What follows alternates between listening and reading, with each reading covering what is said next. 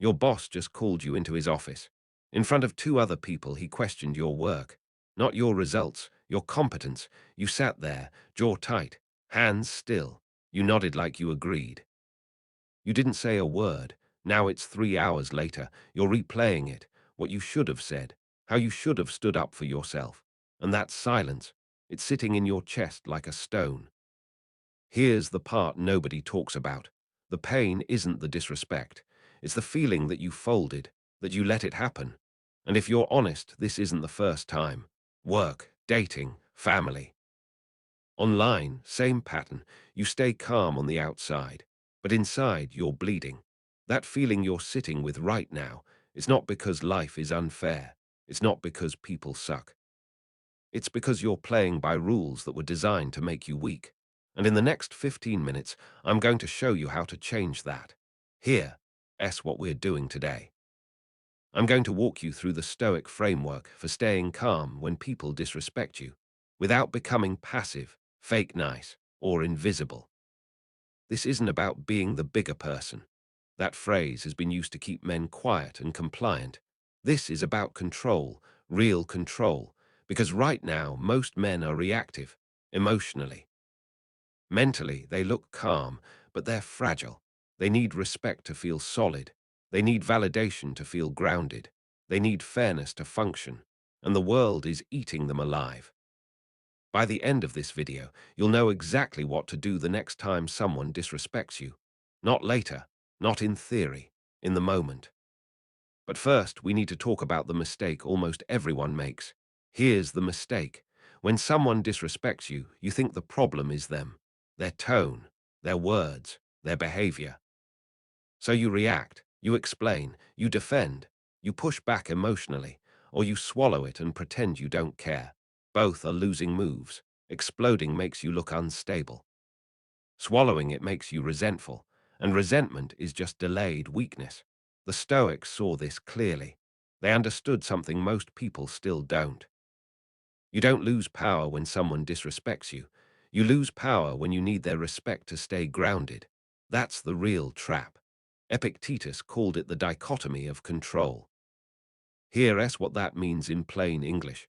Some things are up to you, your actions, your standards, your response. Everything else is their opinion, their tone, their fairness, their awareness. The moment you try to control what isn't up to you, you hand your peace to someone else. That's why disrespect hurts. Not because of what they said, but because of the story you attach to it. He doesn't respect me. She thinks I'm not enough. They see me as weak. That story is what creates the suffering. Marcus Aurelius ruled the Roman Empire, armies, power, absolute authority. And every night he reminded himself, you don't control other people, you control yourself. Epictetus was a slave, no power, no status, same truth, different lives, same operating system. So ask yourself this. Are you trying to control how people see you? Are you handing your self-respect to their behavior? Because if you are, that's why you feel powerless. Let's bring this down to reality. I'm going to walk you through 5 core lessons. Each one comes with a real situation and a Stoic move you can use immediately. First principle. Calm is not passivity, it's control. Let's go back to that meeting. You present your work. A coworker interrupts, redirects, subtly takes credit. Your boss doesn't stop it. Your body reacts before your mind does. Heart rate up, jaw tight. Most guys do one of two things. They snap, correct him publicly, defend their contribution. Now they look emotional, needy for recognition, or they stay silent, say nothing, go home angry. Both are attempts to control the outcome. Here's the Stoic move.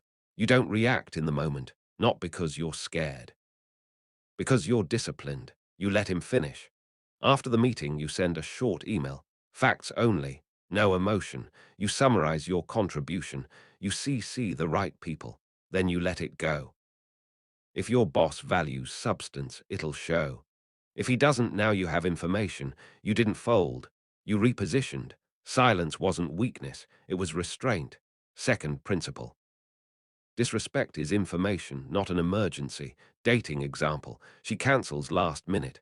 No reschedule, you say no worries. But inside, you're spiraling. Then you see her story. She's out. Smiling, now it feels personal. Most guys chase clarity. They send a paragraph. They explain their feelings. They ask for honesty. Or they pretend they don't care.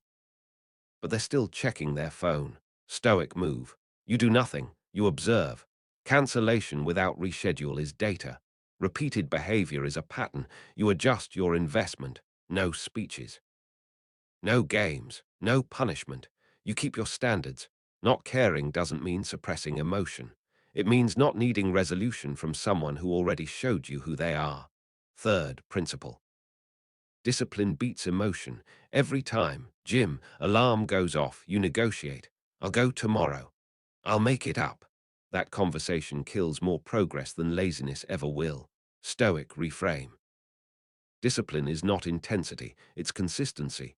You lower the bar, 10 push-ups, 5 minutes every day. Before noon, no mood check, you track it. One checkmark per day, that's it. You're not building a body, you're building self-trust. And once self-trust is there, everything else compounds. Fourth principle, family criticism only hurts when you believe it.